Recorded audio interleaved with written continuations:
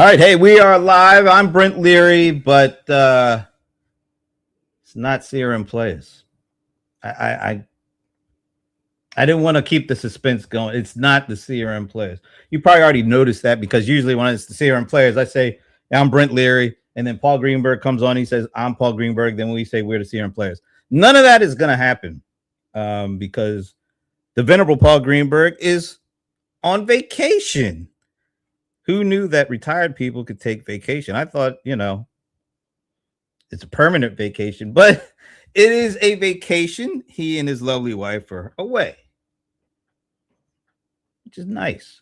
So we have to fill the void because we cannot do a CRM Playaz episode when either he's not here or I'm not here. It's never been done before. People have tried to get us to do that. Like, I'll sit in for someone. No. There is no sitting in for so-and-so. So what we're going to do, because I believe it's always the second Thursday of the month, we have our Executive AdvisorE segment with the one and only, the irascible one, some might call him that, Esteban Kolsky. And so since this is not a CRM Playaz episode, we cannot do Executive AdvisorE, because that's strictly for CRM Playaz. But we have so many shows, we don't know what to do with them all, but they're usually pretty good. And one of them is I'm looking in the virtual green room, I'm seeing all the motioning that's going on. And I have to tell you, it kind of threw me off there for a second. All right, so we are not doing CRM Playaz. What we are going to do is a few good minutes. This is one I do when I'm just usually just, talking to somebody. I'm really just trying to waste some time. But not this trip, because what we're going to do, since we can't do Executive AdvisorE, we're going to do a few good minutes with Esteban Kolsky. How about that? Nice way to work around the edges there. But anyway, we're going to hear from him because he just put out, hot off the presses, his August 2026 Enterprise, I'm just going to call it Enterprise AdvisorE with the E report, because I think that's what he should really rename it now that I think about it. You think about it there. So we're going to get into that, what was in this one. And I'm going to show you some things that I did special for this report that I want to run by him to see if he likes it or not. The default position is not, but we'll see what happens. But before we can do that, I do have a couple of housekeeping items. I hope I got that right. Because next week, let me add this, on Fast Forward with Ron Miller, this is really special. This is a really interesting one because he is going to be joined by Jeetu Patel, who is the president and CPO of Cisco. Which is really cool that Ron is, Ron, he just hangs around all the muckety mucks. And they like when he sits down and talks with them and does a Q&A. So next Thursday, right before the CRM Playaz, 2 p.m. Eastern, next Thursday, it'll be Ron Miller sitting down with Jeetu Patel. So you want to mark your calendars for that one. That's going to be good. And in a couple of weeks, I think it's 2 weeks from today, the very first, this is like the pilot. We're doing a pilot episode. We're going to use the CRM Playaz usual slot, 3 p.m. Eastern on Thursday. We're going to use that slot to do a pilot of what we're calling the last call. Now, I know it sounds a bit ominous, but really it's not that bad. We have so many shows on now. And as you can see, all the show hosts, or at least most of the show hosts, are represented in this promo here. I swear it kind of looked like the Last Supper set up for a second, but because we're all sitting there. Anyway, but we are going to do, and hopefully this becomes its own regular show at the end of each month or toward the end of each month, because we have so many shows now and so many really great show hosts and so many great show guests, that the end of each month, we're all going to come together. Well, the show hosts are going to come together.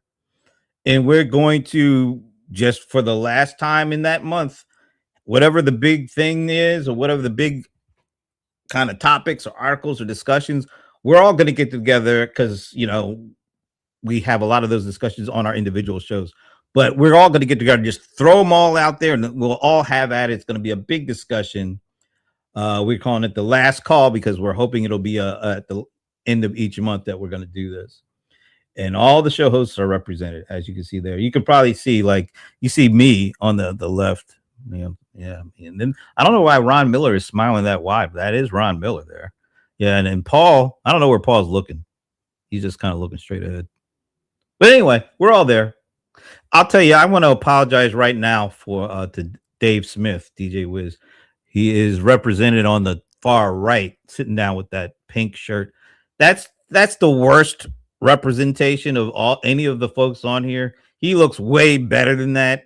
So I will just say my apologies to Mr. Dave Smith for that. I tried to get it better, but I don't know.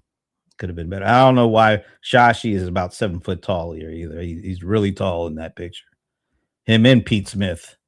I don't know why they're so damn tall. But anyway, join us 2 weeks from today. Check that out. I think that might be the last thing I have. Let's see. Is there anything else? No, I'm going to get rid of that for the time being because I'm bringing on the one and only Esteban Kolsky. Yeah, that was too much. Wasn't that just a little too much? Dude, that was too much. That was too much. By the way, speaking of AI pictures, I think I told you this, but I sent my parole officer the one that he used for the promo. He said that I look like a perv. First of all, you have a parole officer, huh? That's good to know, man. We were to discuss in detail, but something like that. So first of all, thanks for doing this. We had to do some rejiggering because blame it on the Venerable Paul Greenberg for going on vacation when he's retired. Can I say something before we start? I want to make sure that Paul knows that he matters. He was really hurt that we didn't include him in this. Oh, he was joshing. He was complaining that he doesn't matter, but I want to make sure he knows that. Paul, you matter, Paul. We appreciate you. Should we get some violins in the background, man? I'm going very Gen Z on this one. We appreciate you, Paul. You matter. Wow. And on that cheery note, all right. So before we get into the report for this month, I have a bone to pick with you, but it's not actually you. It's our mutual friend, although I think he's more your friend than mine after hearing this. Alan Berkson. I want to play this clip. Last week, we were doing our show. We were talking about this, me and Paul, just us talking about something relevant in the industry. And this comment shows up. We don't need it. We don't need him, Alan. We're doing a very good job explaining this. Thank you, Alan. You're ruining our corporate narrative. Yeah, you're right. I don't even want you to know what we were talking about. You were talking about open source and open weights. Oh no, we were talking about Yankees and Mets. Oh, I can explain that too. I just wanted to point that out because, quite honestly, Alan, you were just out of line. Out of line. But that's okay. Alan, I appreciate you too. Yeah, it's just the warm and friendly Esteban Kolsky. Alan, actually, I wrote something yesterday, posted on LinkedIn, and Alan reposted it saying, whenever I have something I don't understand, I always start with Esteban Kolsky, and you should too. So, I thanks for adding that. Online, but thanks for adding that. That's really appreciated. All right, let's move on. Sorry, Alan, we got to move on. All right, so this is you just released your August edition. What is the official name of your report, your monthly report? It's an enterprise technology intelligence book. I think it should be. Idea is like, I think you should spell. I think you should spell advisory with just the big advisory E with an E. A big E at the end, so it's advisory. E. Yeah, man. I bring it up to the marketing department, dude. Oh, look who it is! Look who it is! He is fiercely loyal, and I appreciate that. Yeah, the who. To who? Or is it whom? I don't know. Just make sure I get the grammar right. To whomever deserves it. All right. So summarize what this month's report was about. It's not about AI anymore. That's it? You want more than that? Oh. Yeah. That was you tell you what. Expand. I'll give you first dibs. I just finished writing the script for the video. I do a video every month on the report. Okay. I just finished writing the script for the video, so I can actually give you, the highlights. I'm not going to do the whole script because it's like a minute and a half. But basically, AI is no longer the technology, but it's just another technology. It's becoming a component of the infrastructure that our organizations need to have. There's 3 reasons for this. Number 1, technology spending is moving away from AI into foundational elements and infrastructure elements. We're not buying agents and building elements. We're buying compute power. We're buying memory. We're buying storage, and we're buying better data tools, and we're buying observability, and we're buying all the things that makes us work the way that we need to do. IDC expects that the budget is grown 56. The IT budget is growing 56% from last year to this year, and both IDC and Gartner said that about 70% of that is going into infrastructure. Second, AI became an economic accountability problem, not a whether it works problem. If you're going to use it, you better not spend too much and make money from it. If you're not going to do that, then it's not worth it. The stupid moronic token maxim POS that people keep talking about, which I don't understand. It was, thankfully it's over before it even started, because there's no point in doing that. If you're going to spend money, you better make money or save money. Otherwise, there's no point in doing it. And finally, cybersecurity, infrastructure, and talent are becoming the roadblocks for AI being deployed, which has nothing to do with models, has nothing to do with open source, has nothing to do with anything else. At the bottom line, the conclusion to all this, the board needs to become a governance element and talk about dependencies between technologies, economics of AI, and accountability of who's going to be accountable for everything that AI does altogether. If you do all that, you can create value with AI. If you don't do all that, you're not creating value with AI. That was very succinct, man. I am a succinct, precise person, my brother. So this is what first of all, I think we were already in agreement. I'm going to bring back this slide only because this was something that we've been talking about on the show, and it really hits home as these frontier models are starting to give way to the open models because of a lot of things, but of course price and compute and all that. That actually, like you said, it exchanges or takes the power that OpenAI and Anthropic have had, and it starts to transfer it over to the technology platforms, because once again, it's not just about their models in all of this. It's about what happens, and a lot of things are happening outside of the models as we get more power for workflow automation and process automation, and that's being done outside of those frontier models. Yes, sir. So, and then of course you look at companies like a Microsoft or even ServiceNow, even a company like Zoho. More power is going to be in the hands of those companies, because they in addition to doing smaller models, well, at least where Zoho is concerned, but they're not just concerned about the model, they're concerned about the workflow. They're concerned about having applications that have context and data that allow them to make these flows even more smarter and more relevant. And so what do you say to when you see I'm going to summarize what you just say. I'm going to summarize what you just said. I agree with you 100% that the open models, frontier models, are not really relevant for the enterprise. On a couple of recent studies, they weren't able to solve more than 3 to 5% of enterprise processes with frontier models, straight up as they are, even with all the increase in quote unquote reasoning and power and advantages that they have. They still cannot resolve more than 3 to 5%, because the enterprise relies on its data and relies on its processes more than it relies on the common wisdom of the internet, which is what the frontier models actually rely on, right? And we can have that conversation on what that is later. But what he just said is basically frontier models are not going to solve the enterprise problem.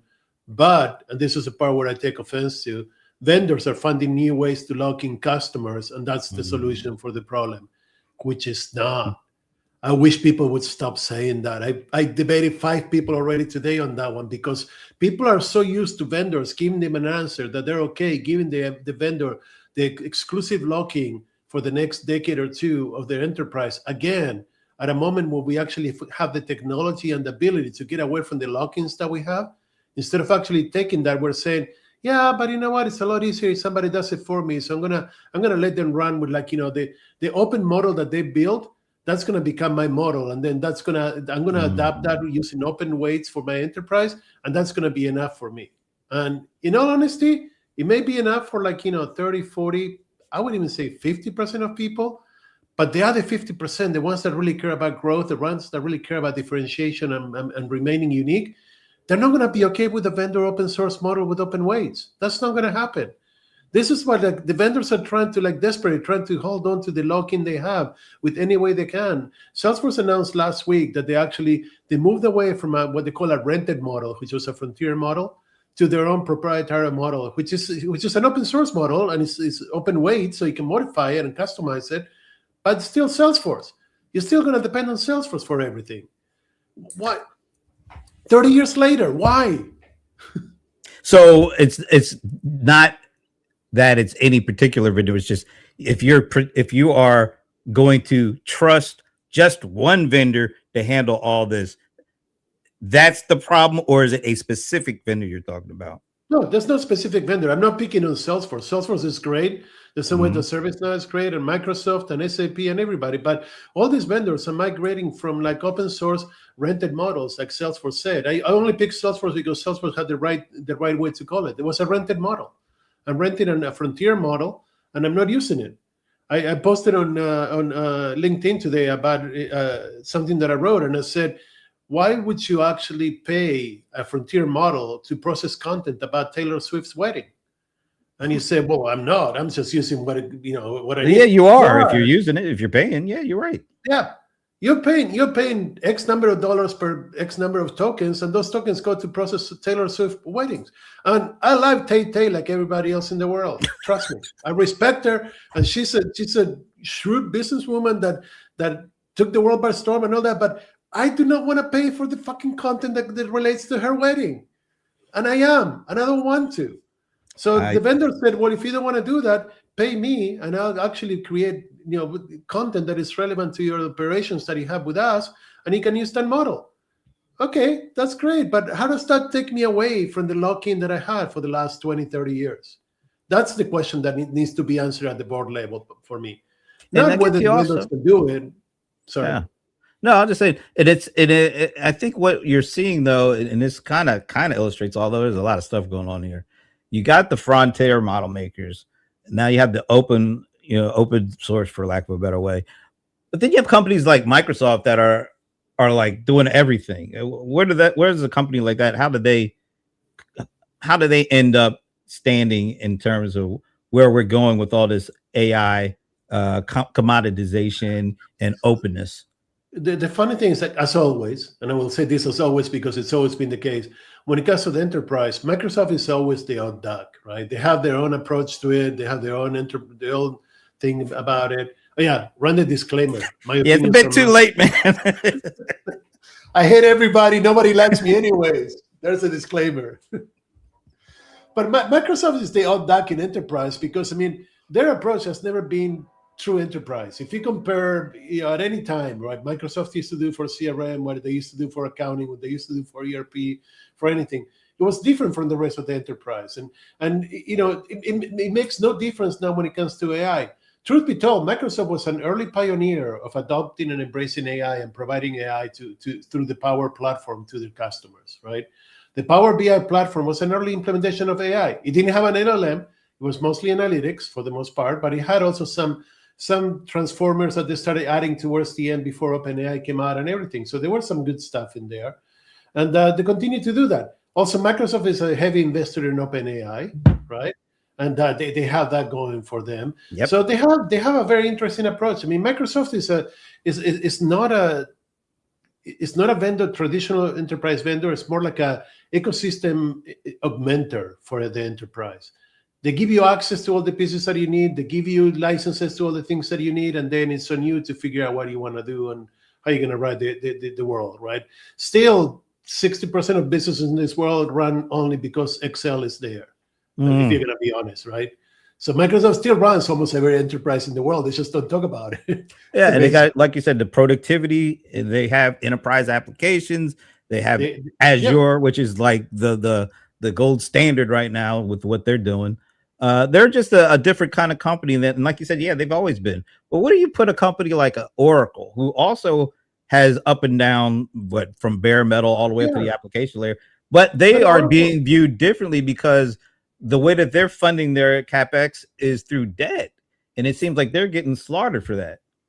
But they're getting slaughtered because they were smart about it. Why would you put your cash flow to fund your capex versus taking debt against it? I mean, if it's not going to work, it's not going to work, and you end up with the debt, but not with the loss of cash flow. But Oracle made the bet a couple of years ago where they said we're going to be a full stack, infrastructure plus AI plus applications.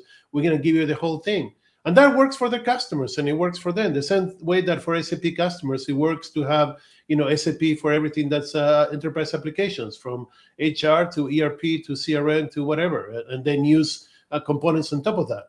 So they made their bets, and they're actually relying on their bets, and they're doing well on their bets. I think that Oracle is executing well as a full stack provider, from infrastructure to AI to applications. It's just not for everybody. Would you make a decision between like OpenAI and Oracle as a model provider? No. But would you make a decision between OpenAI and Oracle for who's going to give you the hardware and what runs on top of it? Yeah, it's a really simple one. Oracle would be able to do that. I mean, you see more and more software vendors that are getting into the hardware business. Ray Wang, my illustrious leader and boss, keeps talking about who knew that chips would be glamorous one day, right? I mean, look at what we do. Chips are the most glamorous segment of the market right now. Well, why wouldn't they right now? Because NVIDIA's got the biggest market cap in the world. Intel, what's the name of the Korean one X something that I can never remember, X Indeed or something like that. All the chip manufacturers are like, hot, and the stock is amazing. They're hot in the market right now. They're making promises about what they're going to do for the next 10 years. NVIDIA is one of them too. So yeah, the chips are hot. It's what matters right now. I mean, and the thing is, like, we're looking at non-glamorous things becoming very glamorous because that's part of the infrastructure. And that goes back to, like, the summary that I gave you. Infrastructure is what we're investing in. Oracle has infrastructure. Oracle should be an investable company. Before we get back to your report, I think everybody is pouring money into these chips right now is because it's one of the few sectors of AI that is actually showing a return. Like right now, enterprise application companies are not showing a sustainable ROI from the billions of dollars that they've invested. And it's hard for them to actually detail when that might come. And so that feels like that's why these companies, except the pick and shovel companies, are the ones that are making the money. Absolutely. When does that change? When do you think that change? When do you think outside of that group, outside of like the AWSs and the Azures and the chip makers, we're going to see AI actually have a significant, substantial, consistent payoff that people can feel good about? Well, so that started changing about 4 or 5 months ago. And the reason that it started changing is as we started to move away from frontier models that require an immense amount of GPU power to process oodles of content that may or may not be relevant to you, such as Tay-Tay's wedding, right?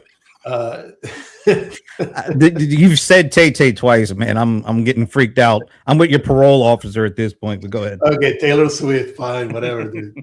But when we move away from having to process all the content into something that requires more reasoning and power, then the chips become more interesting. This is also why NVIDIA announced that they were going to move into CPUs away from GPUs exclusively. You need both brains and brawn. You need the brawn of the GPU and you need the brains of the CPU. And this is why it's becoming more interesting, because the investments in data centers that was almost exclusively, supposed to be for GPUs, it's actually becoming divergent now. And it's getting a lot that is being invested in like CPU power, not just GPU power. Also, there's a lot that is being invested in storage, not just processing and compute power. So there's a change in the way that things are done. And at the end of the day, no matter what, you still need chips to run all this stuff. But guess what? I'm going to throw this out there and then we probably have to move on. We see Meta, a company that nobody thought of going in this route, because what do we think of them? They're a social network. They've got a lot of data, but they're not a chips maker. They're investing in it, and guess what? People aren't buying them yet as a chip maker. Right. If I had money, I'd be Meta. I'd be investing in things that don't matter, just trying to make a little bit more of a run for something that is more interesting. I think that the biggest thing that Meta has to offer right now is the fact that Llama is an open source, open weight model that could be used by people to do whatever they want. That to me is the most important thing that Meta offers. I mean, NVIDIA, Meta, Cisco, everybody announced that they're going to create their own chips for AI, right? And the nice thing about announcing data centers and chips for AI is that both of them take 2 to 5 years to make. So you don't really have to deliver them at the end if things change. You can take the PR hit and be like the cool hip kid, and then you don't have to deliver at the end. Well, the thing about Meta is they're actually making money. It's not like they're going broke, although their free cash flow did start to dip. Nothing like what's going on with AWS or Amazon. But I think it's hard for a company, for the market, to view a company that has been over here and been a leader in this segment to all of a sudden be taken very seriously when it comes to hardware stuff. I don't know. That might be a little tough. But it's always been that case. I mean, software and hardware are two different worlds, and Meta is neither. Meta is kind of like a software, but it's a consumer provider, a consumer market provider. So it's not a hardware or software. So, but also keep in mind that Meta did the stupid glasses. That's right. The metaverse AR VR thing. Yeah. They always did an investment in things that forward the vision that they had that nobody else has, and that's basically what this investment in chips comes from. I think the last word on Meta, I think the problem that they're going to have is, I think it's a smart, actually, I do think it's a smart move for them to go into chips. The problem that they're going to have is that when they first, I think it was the first quarter or the last quarter of last year, they actually said that their AI investments were giving them an ROI, but it was from applying the AI stuff to their current ad business. Yeah. And what I think one of the things that we had Michael Wu on maybe that was last month, he said, well, yeah, that's probably the case. But as time goes on and as AI disrupts how people buy stuff and how they get ads, that might actually take a bite out of Meta's core business. So the AI that got them a little bit of a ROI initially may also be the one that disrupts their business in a longer term. What do you think? Interesting. I make it a case not to disagree with Michael much, because he knows things that I don't even understand where they come from. But I really don't think that. I think that. Let me rephrase that, because I didn't think and I thought at the same time. I think that what Meta is doing is the smart approach, which is consuming your own product. I mean, using your own model to enhance your product. It's basically what every enterprise should be doing. Create a model that works for what you do, and use it and enhance your operations, increase your revenues, lower your costs, create new processes. That's the whole purpose of AI. So Meta is basically showing what an enterprise should do. It's like, we have the components and then we're going to make it better. Should they invest in chips? That's the whole separate conversation, because I don't think that is completely related to the use of AI. Should they continue to give Llama as an open source model? Absolutely. Yeah. Because if nothing else, they get the world to make it better for them. Yeah. So all right. I don't think that Meta is doing it wrong. I think that Meta is doing it right. I think that there's a few companies that are doing really, really well, but they're not getting enough credit for what they do. I mean, Disney is doing a fantastic job. Capital One is doing an incredible job. Visa is doing an incredible job. Walmart is doing a fantastic job, probably leading among all the enterprises out there in the use of AI. And literally, not even 1% of it comes to frontier models. They've been doing this for 10, 15, 20 years. Same thing with Disney. Disney's been doing 20 plus years of AI analytics. So these companies have their own universes. These companies have built their own universes, though, right? I mean, they have, they're pretty self-sustaining from soup to nuts. Yeah. One last word. You have anything on Google? What do you think where Google sits in all? I still pick Google as the winner at the end of all this. It's the only company that has all the pieces that they need to actually be one of the winners. I think that if you know, I get no sponsorship on this, but I think that Google is going to be one of the winners out there. I think that Boomi is looking very strong in the enterprise as they are orchestrator and manager of the infrastructure for the enterprise. I think that Microsoft is going to come out ahead when it's all said and done. And I really have a hard time seeing a long-term enterprise value for either Anthropic or Google OpenAI.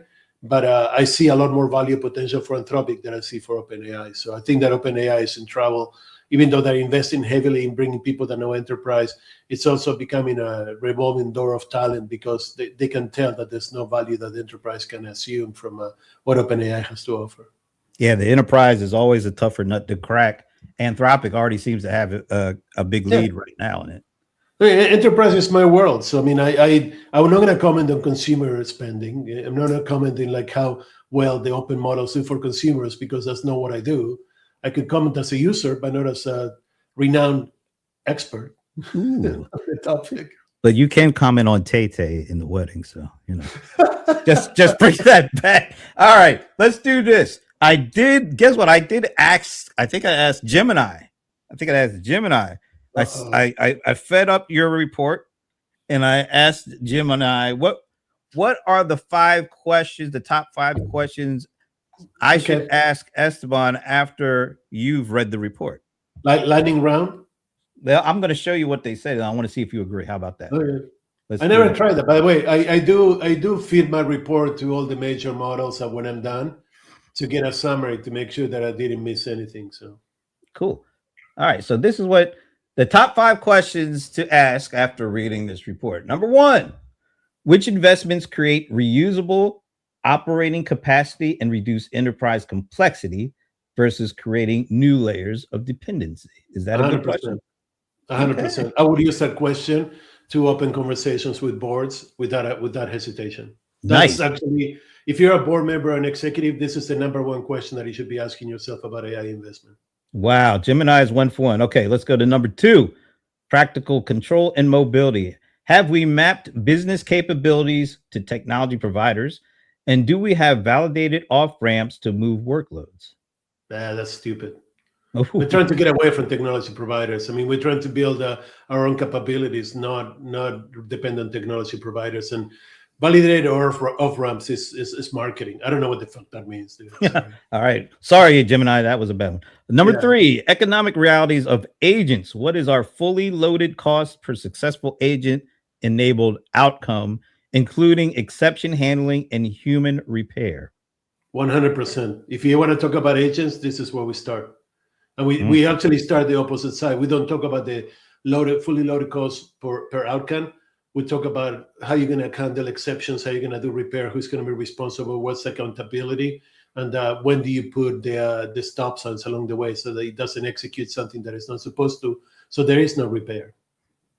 2 out of 3 so far. Okay, number 4, unified. 1.5 out of 3. Wait, you took away from one of them? It was a negative. I would start with how can we avoid human repair and how much it's going to cost us to do it. Oh, okay. All right. Well, we'll just move on to number 4. Unified enterprise assurance. Do we have a common assurance framework that produces single view evidence of authorized and auditable? Man, I really butchered that one. I'm going to start over.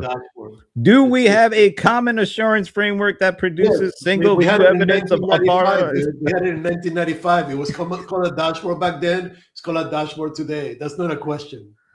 Yeah, but it seems like the more things change, the more they stay the same. Is that what we're talking about here? Because there's a lot of change going on. Maybe what's on the dashboard changes, and that changes a little bit of the assurance. Break that down to the keywords there, right? Assurance and framework will be the two keywords in that question. All right. There's absolutely zero assurance in stochastic non-deterministic models. So assurance is 0. So no, we don't have an assurance framework because they're stochastic models. They're not deterministic. You're never going to get twice the same answer no matter what you do. So you cannot be sure that the answer is correct. So what about an acceptable assurance framework? It says common assurance framework. Yeah, but what about, I'm changing it up based on what you said, acceptable assurance framework. Yeah, it's called a dashboard. I mean, what agents will have running, how many is, look, when you write an agent, you got to write the exceptions, and you got to write the stops, and you got to document the problems that were outside of the parameters, right? So when you get to that, if you put that in a dashboard, that's an acceptable assurance framework that you're going in the right direction. And you can put it 3 colors. I mean, red, green, and yellow if you want. I mean, if 2 or more agents screwed up, put a yellow. If 3 or more screwed up, put a red. If none of them did, put a green. But what about yellow and blue? There's nowhere to ensure deterministic outcomes in stochastic models. That's the biggest problem with transformers.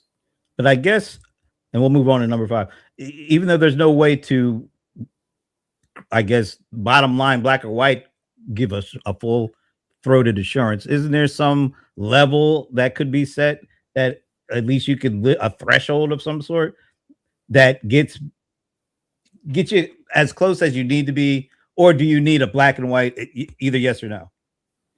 Well, so the outcome is yes or no, right?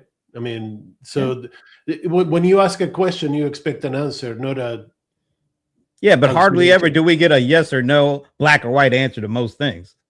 Why do you overcharge me?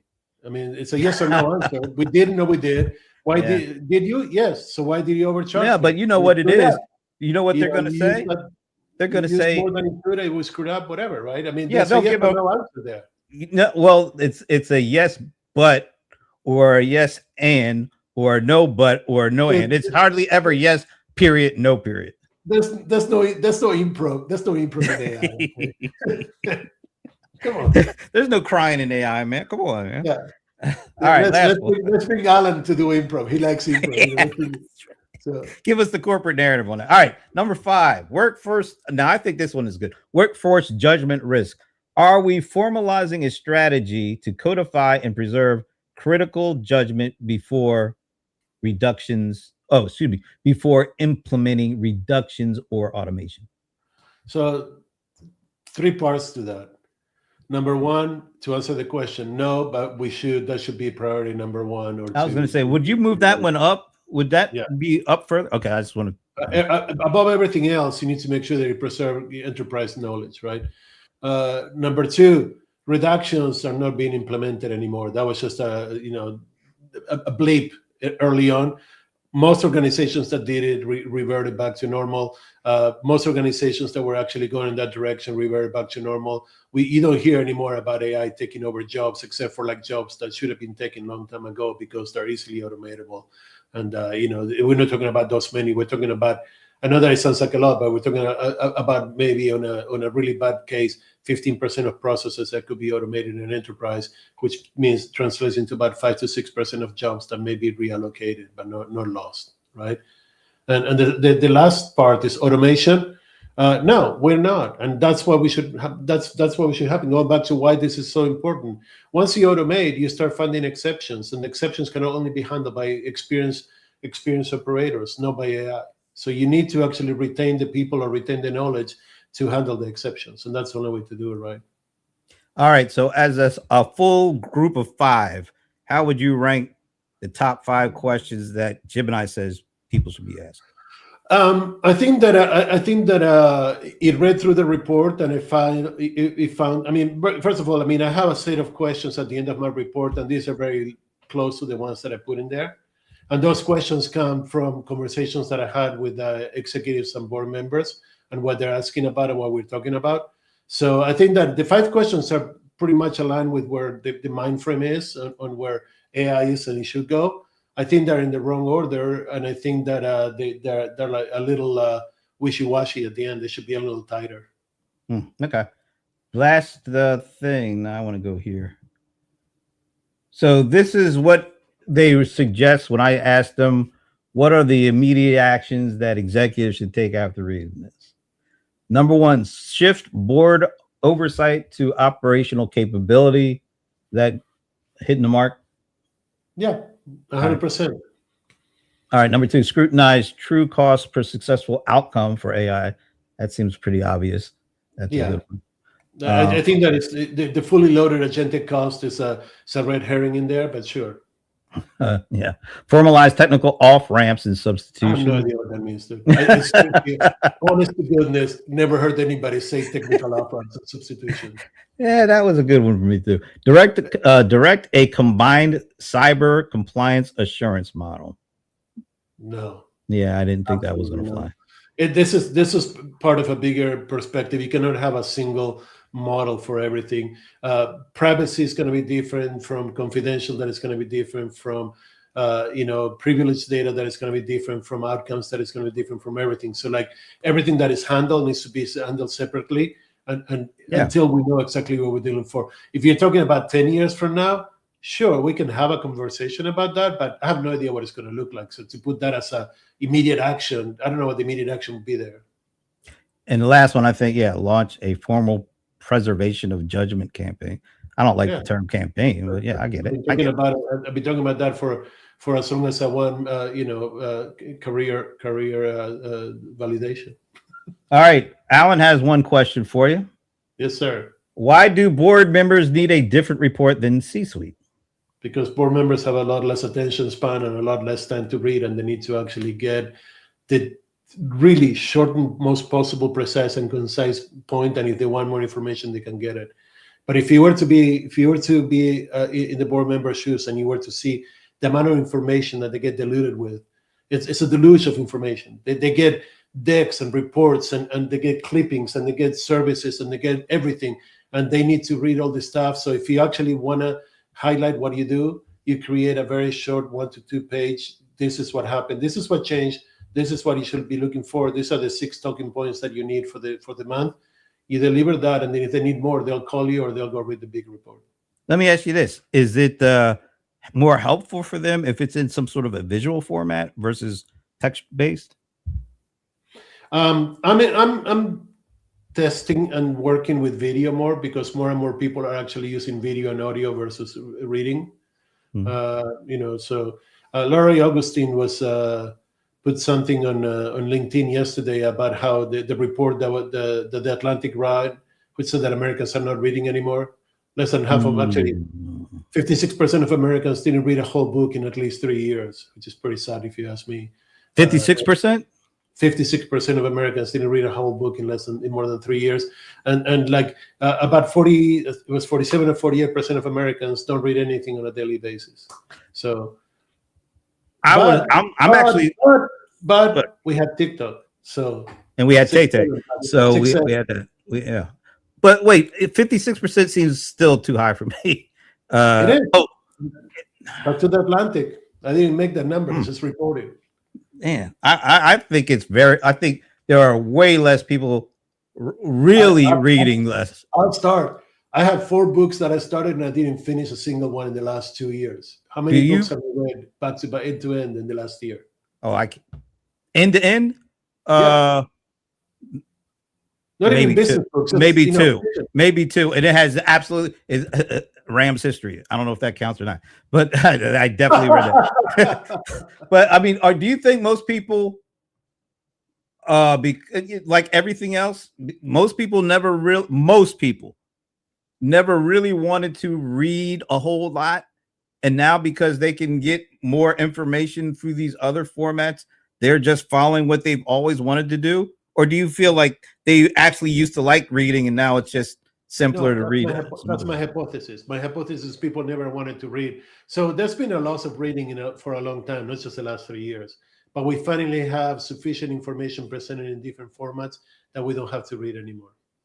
But if you want to read this report, where should they go? Go to a Constellation website and look for the board, and you'll get there a way to do it. It's a subscription, so you have to pay for it. But you can find the pieces on LinkedIn on my channel or page or whatever it's called, and you can find the monthly video summary published usually around this time. I wanted to give you the exclusive before I recorded it, so I'll record it after this. Nice. If you want any of the pretty pictures that Jim and I created, just they're yours if you want. For the third one of me.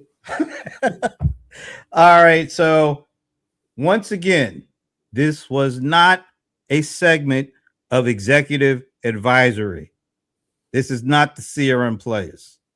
This is a few good minutes, just shooting the stuff with the one and only Irascible Esteban Kolsky. Thank you. And by the way, I provided zero advice, so that's why it's not advice for me. No, that was actually, it was great. I'm glad that we're able to go off script and do this, but still in the context of what you're creating over there. So that's great.